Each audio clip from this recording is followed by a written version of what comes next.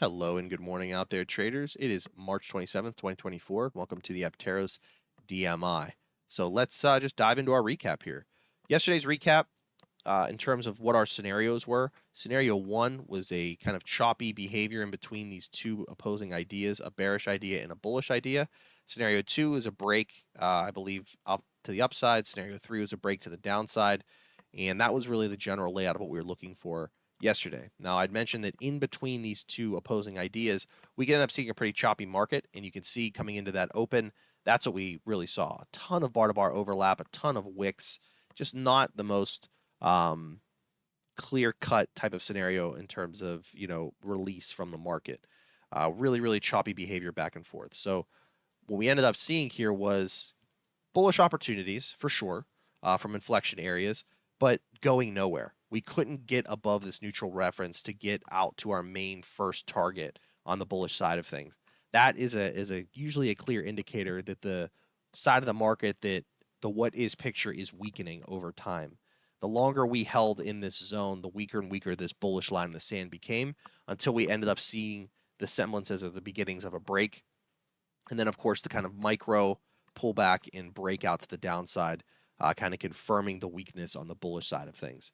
So the fact the bulls weren't able to really clear out any references and get up above and really head towards bigger, more meaningful areas is a distinct sign that they have some control of the price in the current moment, but ultimately over time that weakens until the bears take control of the market and really press it into the lower edge. And then, of course, we get to our lower stretch target here, which was kind of a bullish zone that we were paying attention to with another trade setup, and we started to see the bulls come out of that zone, and that's where we're currently sitting today.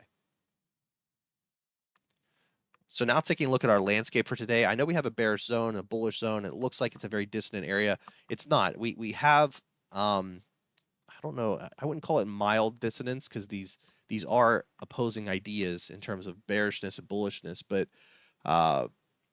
even though it's dissonant, there's room to operate one, and there's some clarity around these areas in terms of the bigger trade ideas that could be playing out from these zones. So let's just break down our scenarios and go from there. So our main line in the sand for the session really is this bearish one here. What we're essentially looking at is scenario one is a hold of this zone, maybe wicking it a little bit or whatever, but still a general hold of that zone and heading to the downside from that scenario. If that happens, coming into this neutral area is the first main target, right? So that would be the first main target for that bearish move.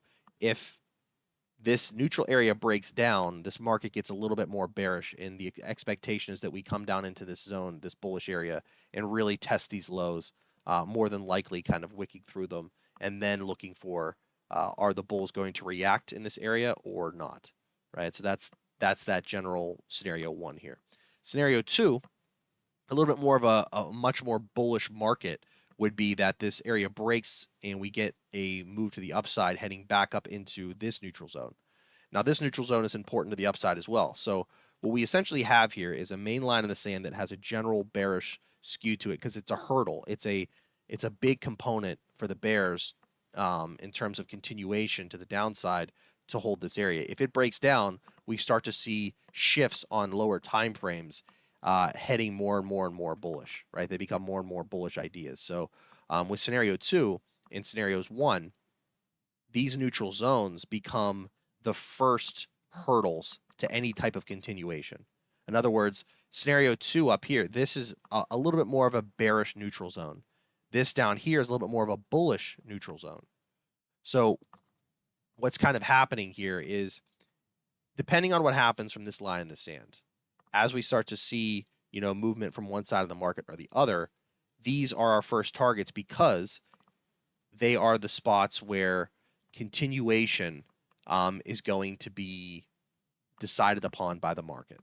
And that's the best way to kind of describe it. Sometimes neutral zones have really no critical importance to the narrative besides, hey, we could inflect here because there's a reference of value or something like that, right? But other times, neutral zones can be a little bit more important in terms of continuation. And in today's DMI, that definitely is the case for this neutral zone and this neutral zone. So as we, watch how this line in the sand develops, if we get the break above in scenario two, this neutral zone is our first target. If we clear out above it, continuation becomes more likely. If we hold this neutral zone with scenario 1, we head down into this neutral zone and we clear it out, continuation becomes more likely to the downside, targeting these areas, right? So these are the areas essentially in terms of price action that are available to be targeted with what we're seeing here in the DMI today. So that's a quick overall landscape and a little bit more deep of an explanation around these particular neutral zones today. So hopefully it's helpful for you. Let's trade well out there, mind our risk. Let's have a great process day.